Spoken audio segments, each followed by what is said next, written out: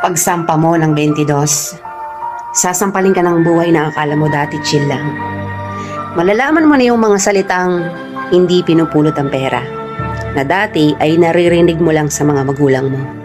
Magtatrabaho ka, magbabayad ng tubig at kuryente. Tapos trabaho ulit, paulit-ulit. Mamimiss mo yung batang ikaw, musmos, walang alam sa mundo. May mga gabing bibilangin mo ang oras ng tulog mo kasi akala mo makakatulong ito. Gigising ka para kumayod, umanap ng pera. Perang akala mo sapat na.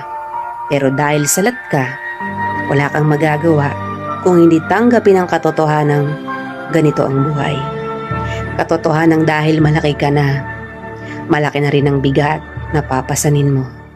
Dahil ngayong 22 ka na o 23 o 25 ka,